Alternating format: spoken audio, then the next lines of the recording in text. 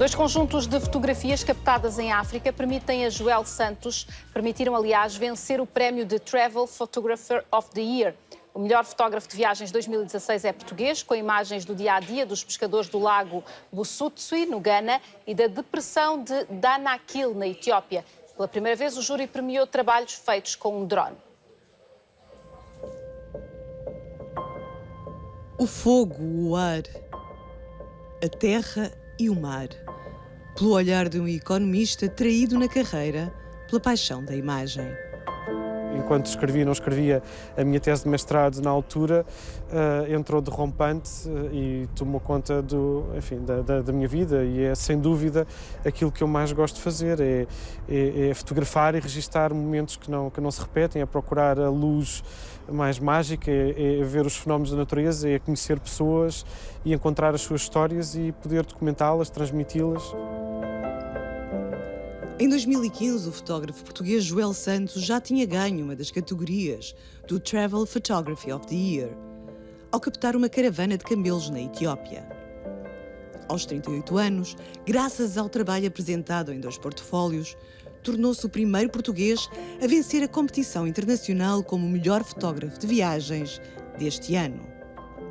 Vejo como um agradável e muito bom reconhecimento do meu trabalho, daquilo que eu tento dar o máximo para ser bom, mas em termos gerais é mais uma boa desculpa para eu fazer mais e melhor.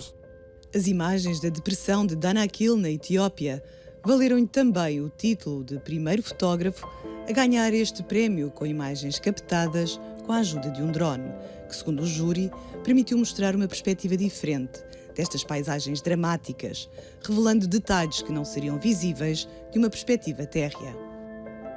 Levei um drone, com todas as dificuldades que tive ao longo dos aeroportos e dos controles de segurança, das dificuldades lá, porque era uma zona muito quente e as baterias podem explodir, porque estavam sempre 45, 50 graus, turbulência, enfim, tudo isso, mas permitiu-me fazer, de facto, aquelas imagens do deserto de sal e também do vulcão Ertal, que é um dos poucos lagos de lava no mundo.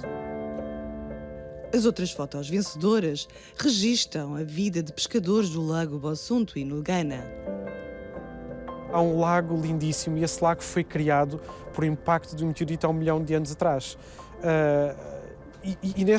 Nesse lago existe uma comunidade de pescadores que, embora desconheça, ou pelo menos as gerações anteriores, quando se deslocaram para esse sítio, embora desconheça a história da origem desse lago, sempre o veneraram como uma entidade sagrada, porque dali depende o seu sustento, a alimentação, o rendimento da pesca.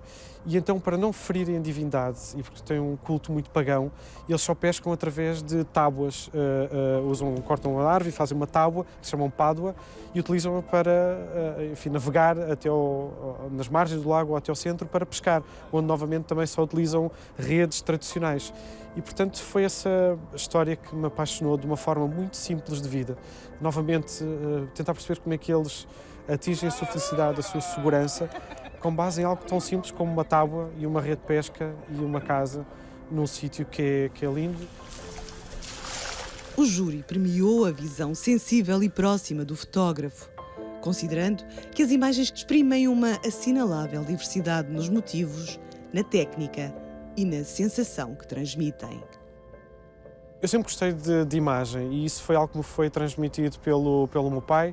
O meu pai sempre me usou como o seu modelo predileto. Eu sofri muito com o meu pai, pendurou-me em pontes, fez-me apanhar frio. Portanto, tudo isso que eu hoje em dia faço as pessoas também passar quando eu tento estimulá-las a fotografar. Com esta distinção, recebe um prémio de quase 5.000 euros e os trabalhos vão ser expostos em Londres durante o próximo ano.